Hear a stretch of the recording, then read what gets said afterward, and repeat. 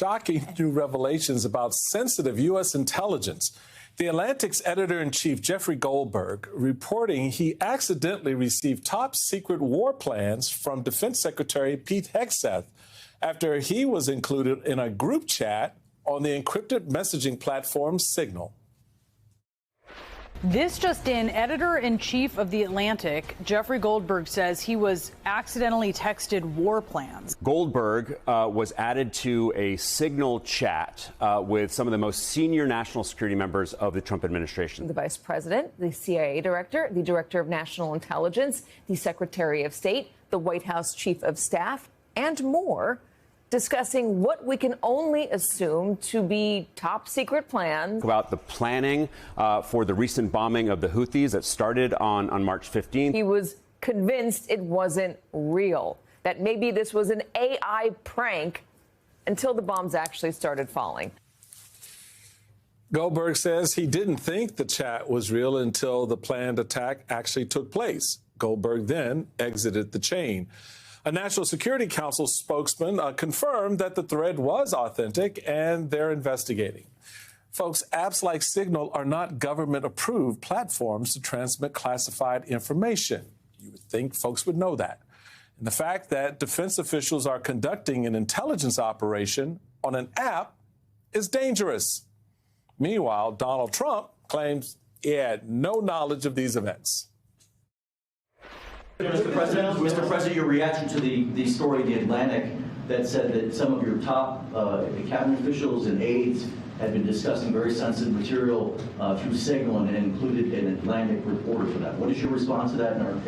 I don't know anything about it. I'm not a big fan of The Atlantic. That was his takeaway. Joining me now is Larry Pfeiffer, former senior director of the White House Situation Room under President Obama. Larry, it's a real pleasure to welcome you here. I want to throw up for you it's sort of a how should we call it, a baseball card, if you will, of the Trump officials included in this Signal group chat. You've got JD Vance, Vice President, Mike Waltz, National Security Advisor, Pete Hegseth, Defense Secretary, Marco Rubio, Secretary of State, Tulsi Gabbard, DNI, John Ratcliffe, CIA, Susie Wiles, Chief of Staff, Steve Witkoff, Special Envoy to the Middle East, Stephen Miller, Senior White House Advisor, and Jeffrey Goldberg, Editor-in-Chief of The Atlantic. So one of these things is not like the others. Could you share with us why this is a problem? Because I think some people are saying, well, I don't understand what the big deal is. It's a big deal. Yes, it's inexcusable, actually. In my job as the White House Situation Room Senior Director, I was responsible for managing those conference rooms that are famous from photographs of national security meetings. But a more important job that I had was leading a team of individuals who made sure that there was secure government communication equipment, devices, platforms available for use by anybody who would attend these interagency National Security Council meetings at the principals and deputies level. And by available, I mean 24/7, at the home, at the office, in a car, on a plane. So the equipment was available to them within steps of anywhere they were. For them to be using ostensibly encrypted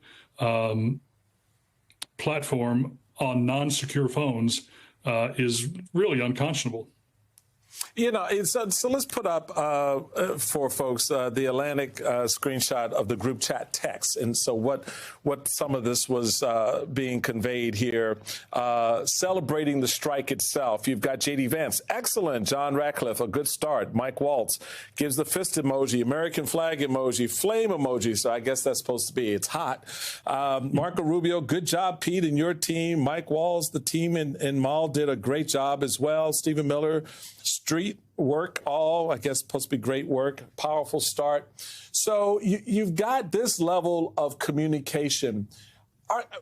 What is amazing to me is how do you have, and you should know, because you just alluded to the work that you did under the Obama administration, when you're pulling together plans to, level bombs in another country, is the go-to, let's get on a group chat and talk it out, or is it to go into a skiff or some other secure location? I mean, yeah, absolutely. You go to a skiff, you go to the White House Situation Room, you go to the skiff that has been constructed in your home to protect these communications. That's where you conduct it. Even if you're on the road or you're in an airplane, heck, we had Secretary Kerry on his yacht out in the waters off of Martha's Vineyard coming in over secure communications to a National Security Council meeting with President Obama. So it boggles my mind that these individuals would do this, particularly since these individuals included John Ratcliffe, who previously served as the Director of National Intelligence and had served on the House Permanent Select Committee on Intelligence, Tulsi Gabbard, who served on the House Permanent Select Committee on Intelligence, Marco Rubio, who led the Senate Intelligence Committee, all of whom surely have received counterintelligence briefings about the Chinese, the Russians, the Iranians, et cetera, actively seeking and targeting non-secure devices that would include platforms like Signal. So, and Michael Waltz, who also served on the House Permanent Select Committee on Intelligence and on the China Task Force while in Congress. And Michael Waltz had served in the Bush-Cheney administration, which was probably one of the most well-organized, well-run National Security Council staffs that ever existed. So he had seen how these things should be done. So it's inexcusable. It's either laziness or incompetence. Well, yeah, or because given the background and experiences of some of the folks who are on this group chat, and the fact that, you know, they have ties to prior administrations in which that level of security was always paramount in conducting foreign policy or national security activities. What does it say about this team that they're so laissez-faire about it all, that they're so disconnected to the seriousness with which these moments require their attention?